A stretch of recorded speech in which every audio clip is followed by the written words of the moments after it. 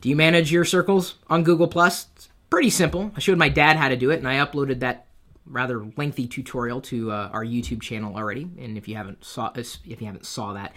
watched that, you may owe it to yourself if you ever do plan on using Google+ with any degree of regularity.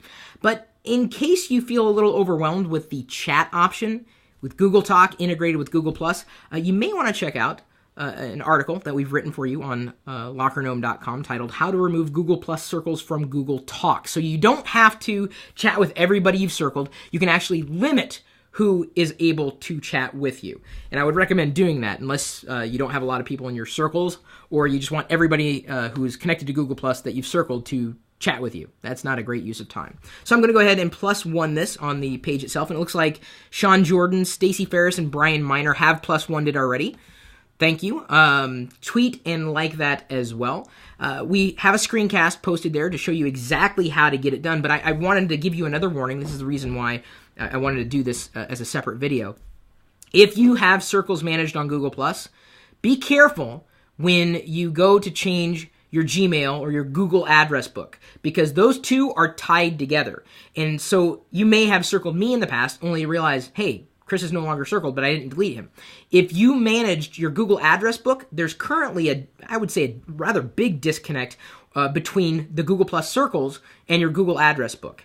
So if you ever find yourself having lost people that you've circled before, chances are it's tied into your Gmail address book or your Google address book. I would recommend setting up separate circles according to how you would categorize someone. The greater challenge of categorizing someone like me is that I have a lot to share. Sometimes it's funny animated GIFs that Kevin Staff might make, who's a fellow Nomie. Or if it's, information that I find, tips and tricks that I might find, Lego stuff, I'm just, all over the map in terms of who I am. But we all are. Come on, we're not just single-minded individuals. I mean, we have different interests. So make generalities when you create circles. If you have a lot of photographers you want to follow, you can create a circle. If you have a lot of scientists that you follow, you can create a scientist circle. If you had a lot of video bloggers that you follow, a video blogger circle. And I mean, there are going to be different things that they may post over time. So if you don't know where to start with a circle, Google Plus now makes it available that when you sign up, you can add circle, people who are popular by default. But what's nice about circles is you can share a circle. So if you've collected who you believe are an amazing set of people or users in one circle, you can share that circle with everybody who follows you, or you could limit the access to that circle. And I've begun to do this. I've created science circles, astronomy circles. I don't really have a great Lego circle because there's not a lot of people who are doing just Lego stuff on Google, or at least Google+. A lot of people on Google, I'm sure.